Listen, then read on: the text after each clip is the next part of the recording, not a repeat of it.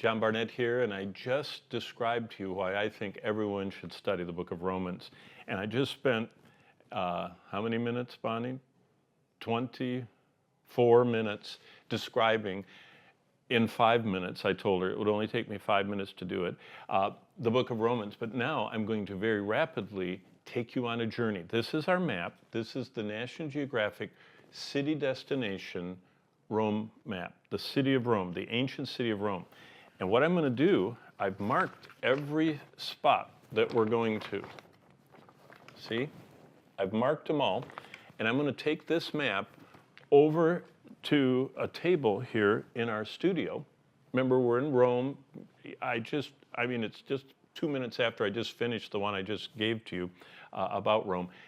But I want to read to you in one sitting this handout that you can download.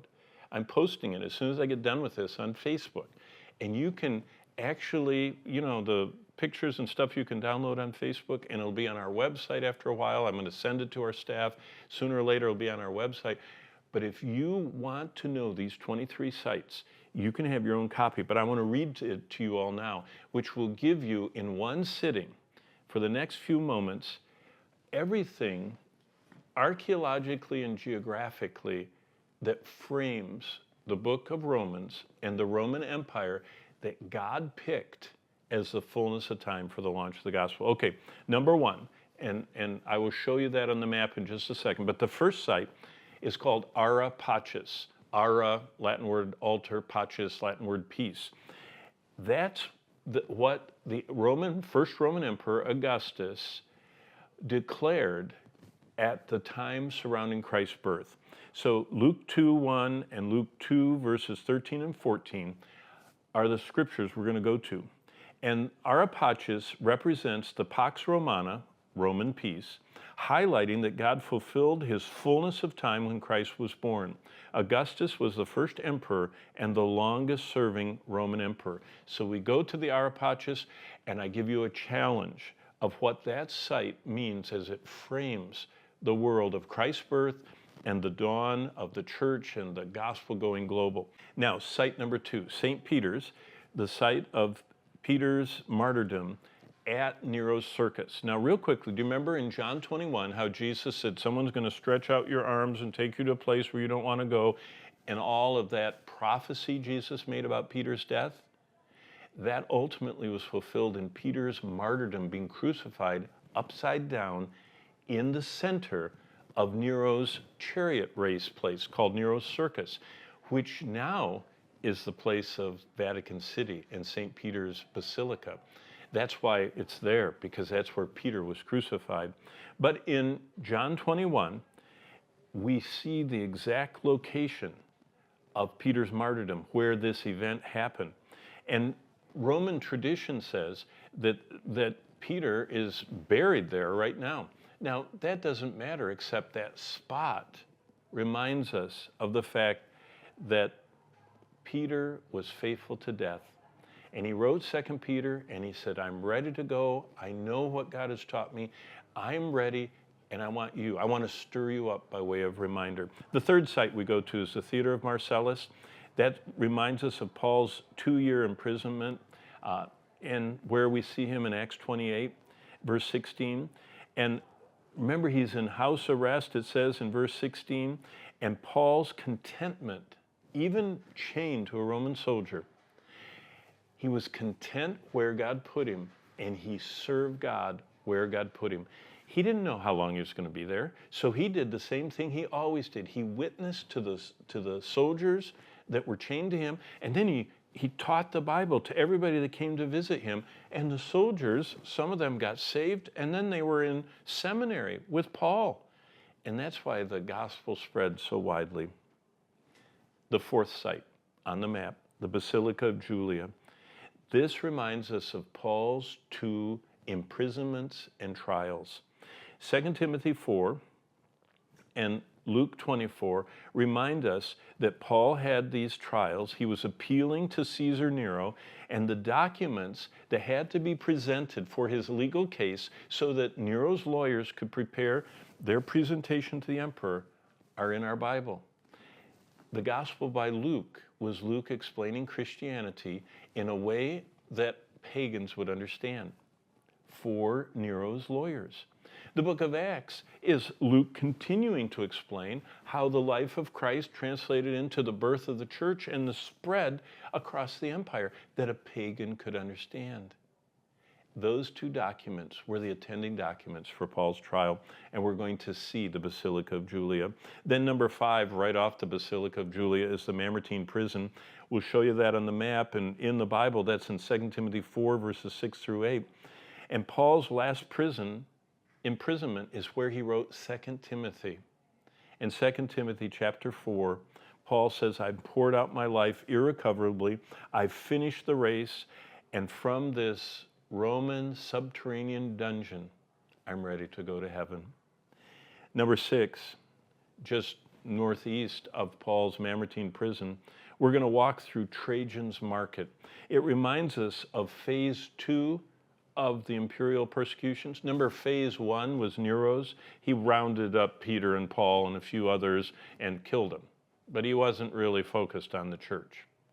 But phase 2, the Emperor Trajan was focused on the church. It was an imperial imprisonment and persecution and martyrdom time. And we remember Revelation 2:10 and 2 Timothy chapter 2, verses 3 and 4. In the second wave of Roman persecution out of 3, remember Nero, Trajan, Diocletian, those 3 phases. Jesus warned about them in Revelation 2 to the church at Smyrna.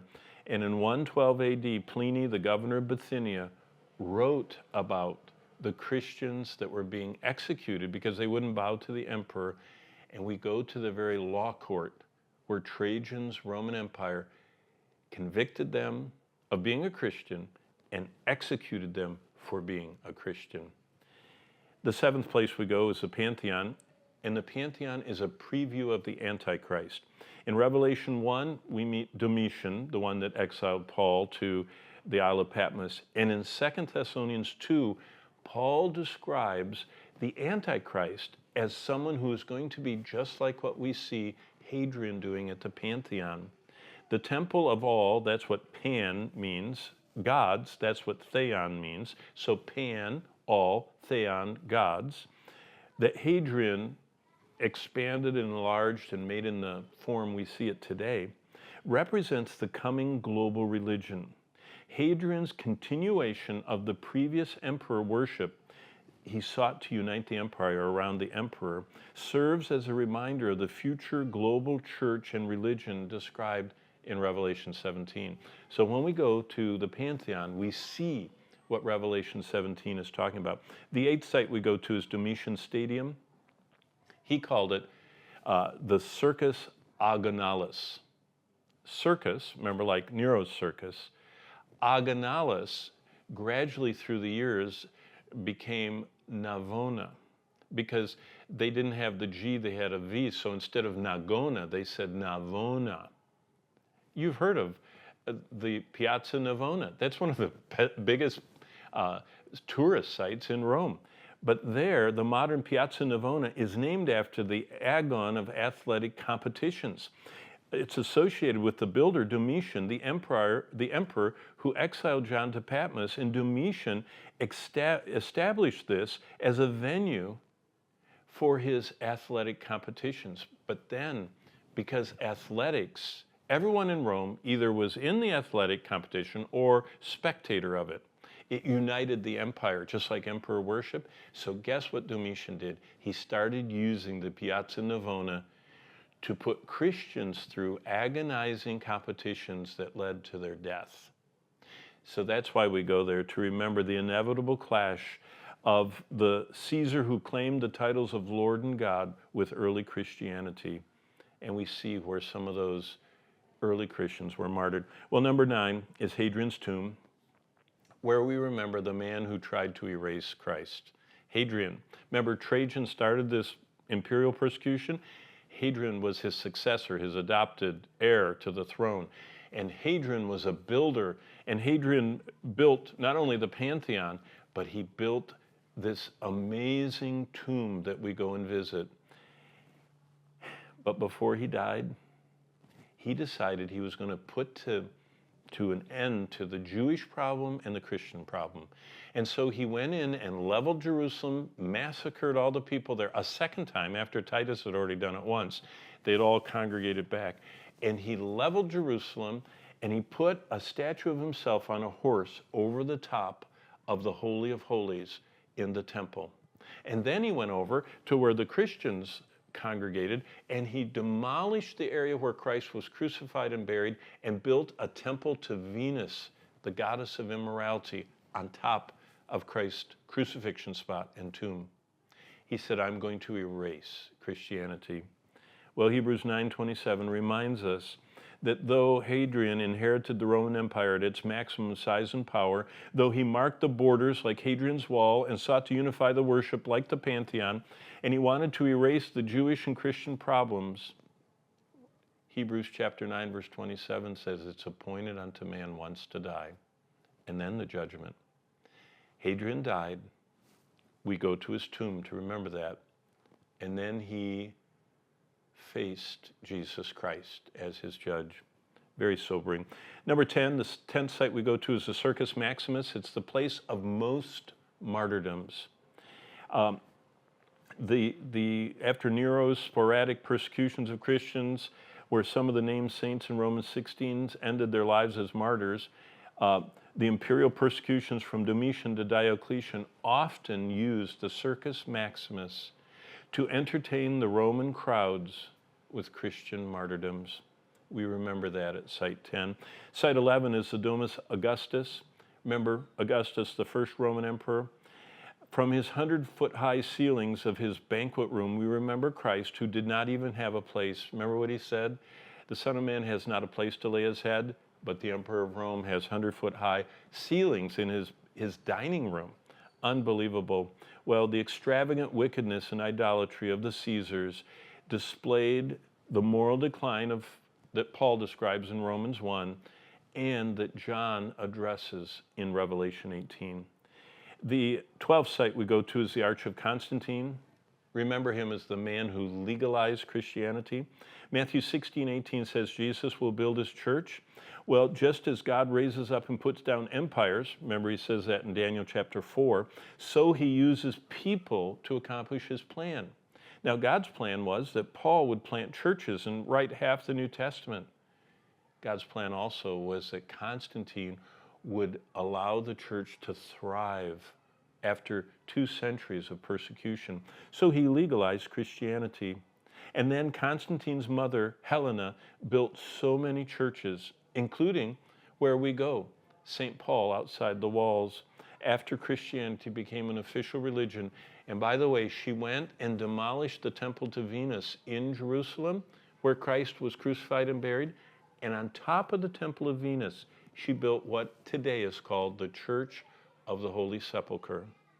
And if you've been on our Holy Land study tour, we've walked through the Church of the Holy Sepulchre that about 99% verifies the fact that that is the spot where Jesus was crucified and buried and rose, because Hadrian found the spot and put Venus on top of it, and Constantine's mother demolished Venus Temple and put the Church of the Holy Sepulchre there. Well, the 13th spot that we go to on our journey on the map is the Arch of Titus. I call this the most visible fulfilled prophecy. In Matthew 24, Jesus promised in AD 30, not one stone is going to be left of the buildings on the Temple Mount. 40 years later, Titus fulfilled God's promise. He totally took apart every building on the Temple Mount, pushed all the building stones over the walls into the valley floor below, and there on that arch memorialized his sacking and taking away the temple treasures by carving it into stone. And we look at what I call the most visible fulfilled prophecy. What does it teach us? Jeremiah says God is watching over his word to fulfill it.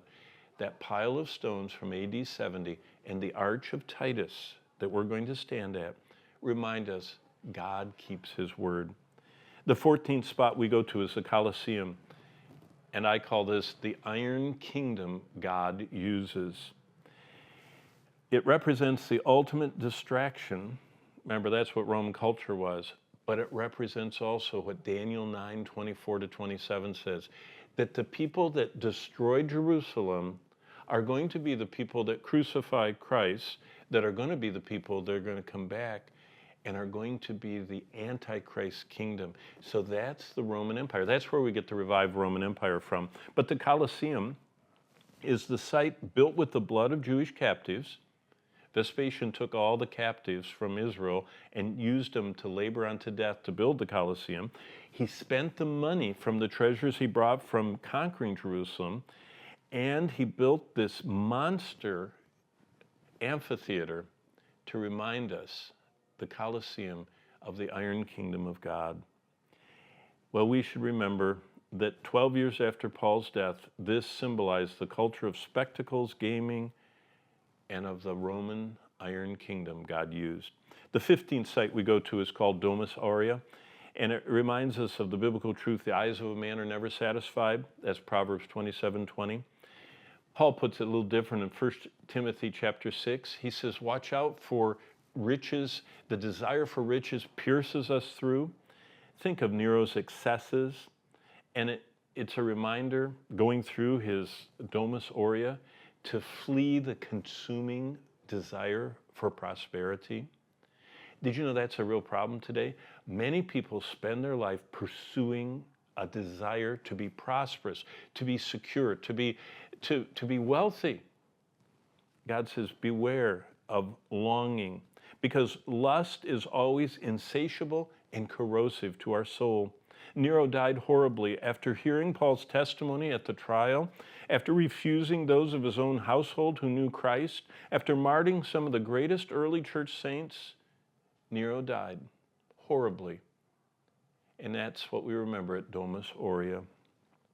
We move from Domus Aurea a little bit northeast to Del Popolo, Piazza del Popolo. That's a lesson about gaining the whole world and losing our own soul. Matthew 16:26 is where Jesus said that. But the Grand Piazza stands close to the traditional site of Nero's tomb. Domus Aurea was his banqueting hall. His tomb is up by Piazza del Popolo. And even though Nero was wicked and evil, Paul wrote in Romans 13, submit to the governing authorities, even like Nero. Site number 17 is San Clemente. It's one of the earliest churches in Rome. And it reminds us the early Christians had no fear in death and no guilt in life. They just lived what the gospel said. The drain for the Colosseum runs directly under the Roman streets where this early church sat. And the church was built because the early Christians climbed through the sewer system of Rome up into the Colosseum, took the remains of their beloved brothers and sisters that had the pieces of them that were left after their martyrdoms, and buried them down in the catacombs. This place reminds us of hope in Christ that banished fear and helped people face the harshest times life can pour out. The 18th site we visit on our journey illustrating the book of Romans around the city of Rome are the baths of Diocletian. We remember the event when the church was closest to extinction in all of history. Jesus said in Matthew 16 he would build the church and the gates of hell would not prevail. The gates of hell got closest to prevailing at this time. By the instigator of the third and final phase of the imperial persecution, the final empire-wide persecution of Diocletian included the destruction of every church building, the death of every church leader or imprisonment, and the destruction of every complete copy of the scriptures. And we'll see how even in that the church triumphed. Our 19th spot is the Lateran, where we study justification, sola gratia, sola fide. This church was Constantine's palatial home. The Lateran today was Constantine's palace back then in the 300s, the 4th century. It was the place from which his mother Helena launched her basilica building campaign in Jerusalem, Church of the Holy Sepulchre, in Bethlehem, the Church of the Nativity, all of those which we see in our Land of the Book study tour. And today, that palace of Constantine has been turned into the church of St. John in Laterano. Why we go there is this: the chair of the Pope is there. It's called ex cathedra. When the papal throne that's in that church is sat upon by the Pope, whatever he says is equal with scriptures. It's the core of Roman theology. And we'll study the fact that Roman Catholic theology, that there are 7 reasons why the Bible says that Roman Catholic theology is wrong. The 20th site is right across the street. So the Lateran's here, and directly diagonal to it is Scala Sancta. You say, what's that? Well, that's Latin for the sacred stairs, and it's remembering 2 events. Pilate's moment. Remember, there was a moment Pilate was face to face with Jesus, and Luther's conversion. In John 18, this church is built around, and we read the steps leading up to Pilate's judgment in the Praetorium in Jerusalem, in the New Testament. And in front of him, of those steps, were the Gabbatha, it's called in the Gospel by John, the pavement. And Jesus was right there on the pavement, looking up into the eyes of Pilate the judge. And Jesus stood before the face of Pilate, and Jesus was rejected by Pilate. So that's Pilate's moment. I mean, Pilate in that moment was looking the Lord of glory in the face, and he said, "You can crucify him." Well, Martin Luther, as all Roman Catholics throughout the centuries had done, was painfully kneeling and climbing those stairs of the Scala Santa, of Pilate's judgment stairs, trying to work his time out of purgatory. As he was going up the stairs, ringing in his heart were the words, "The just shall live by faith." Remember? That's what we read in Romans 1, 16 and 17. Halfway up the stairs, Luther stood up and said, "I believe that I'm justified solely by faith." So at the Lateran, at the Scala Santa across the street from the Lateran, we remember Pilate's moment of denying Christ and Luther's conversion. The 21st site is the Appian Way in the catacombs, going everywhere with the gospel. Matthew 28 says we're to go in all the world. Acts 28:15 reminds us that Paul walked on that very Appian Way and was met by the early believers as he went to his Acts 28 2-year imprisonment. The 22nd site that we visit is the Claudian aqueducts. I call this the spread of the gospel via the Roman Empire. Galatians 4 says God wanted to use the fullness of times, and so while Emperor Claudius fed Rome's thirst for water, building aqueducts, he expanded the empire by conquering Britain. Remember, Julius Caesar had claimed it with the flag, but Claudius conquered it. But while that was going on, while the aqueduct was being built and Claudius was conquering Britain, the Apostle Paul launched out on his initial missionary journey that spread Christianity across the Western world and eventually through the British Empire to the ends of the earth. Finally, and very movingly, we go to Site 23, the Basilica of Paul outside the walls. 1 Corinthians 11:1, Paul said, "Be followers together of me like I am of Christ." 2 Corinthians 5:8 says, "To be absent from the body is to be present with the Lord." 2 Timothy 4:6-8 says, "I've finished the course," Paul said, "and I'm ready for the crown of life."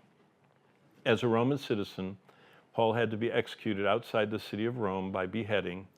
He was led from the Mamertine to the general area of this church 2 miles outside the wall and became instantly absent from his body and present with Christ, as will all of us at the instant of death, at Christ coming or his calling for us home. Paul's example was recorded in the book of Acts and the epistles as the example we're to follow. As we go around our map journey, we're wanting to be imitators of Paul as he was of Christ. He wrote more than half of our New Testament, and we're going to trace every one of those spots around the city of Rome as we go over to the map, and I point them out to you. Thanks for joining us in this study through the life and letters of Paul, focusing on his epistle to the Romans.